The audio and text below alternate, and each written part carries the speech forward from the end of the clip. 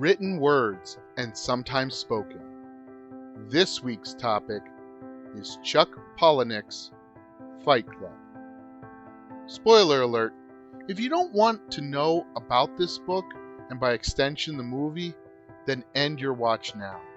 I promise I won't mind. I never watched Fight Club the movie. I thought it was some sort of action movie like The Expendables or Bullet Train. I did get the whole twist, spoiled for me when I watched a YouTube video about the movie. I guess curiosity does kill the cat. If by curiosity you mean my curiosity, and if by cat you mean my blissful ignorance of the main plot point. Okay, so it turns out our main character and Tyler Durden are one and the same.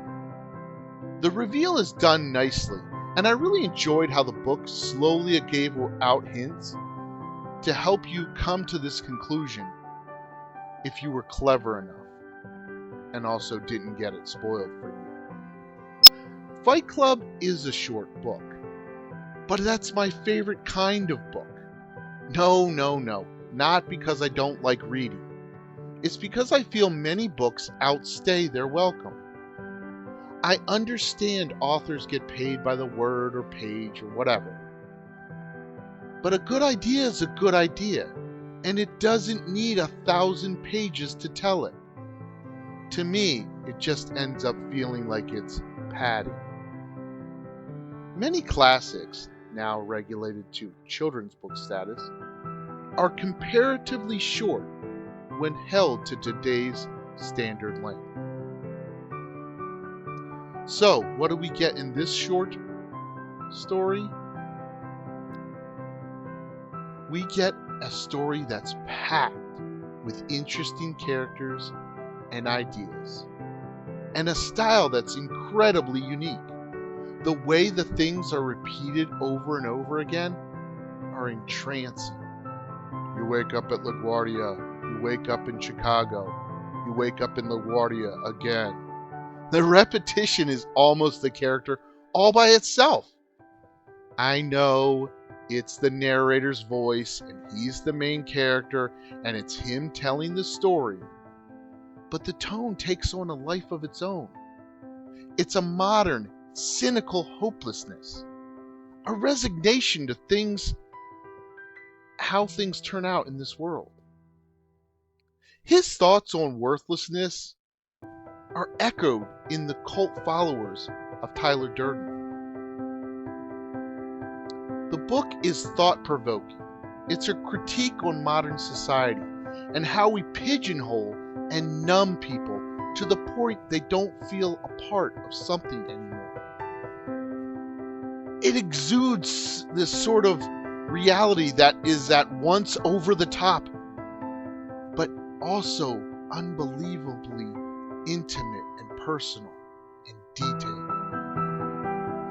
We all feel lost in this new society, this quote-unquote future that we live in. We are simultaneously coddled and placated with the purchases of things we don't even need.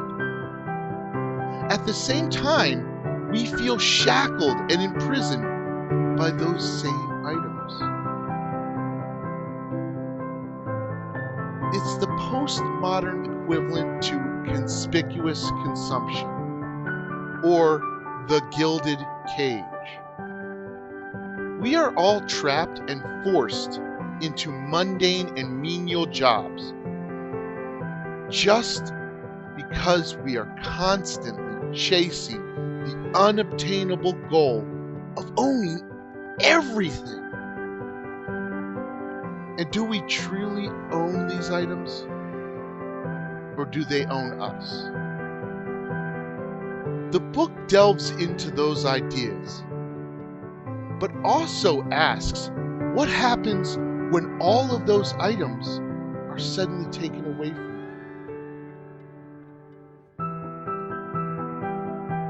you. In addition, this book is also a brilliant character study on split personality disorder coupled with a healthy dose of insomnia. The fact that the unnamed narrator is simultaneously Tyler Durden and himself, the fact that he can stay awake for so long and do so many things, it's incredible, but also frightening. What parts of us that are inside of us that we don't even know about? What thoughts do we think when we're asleep? What if those thoughts come to our forefront? The simultaneous love and hate of Marla Singer is what provoked this split, or at least it drew it to its surface, to the point where that's where our main protagonist meets his other self. They start a fight club, and eventually they start a paramilitary. It kind of spirals from there, and it all ends up where it begins. Our main character on the top of a building facing down Tyler, who has a gun in his mouth. But now that it's revealed that Tyler is the main character and vice versa, we realize it's just a man on the roof with a gun in his mouth. No one else is there, and he is talking to himself. So what happens next? Well, you have to read the book. Or, better yet, get it on Audible.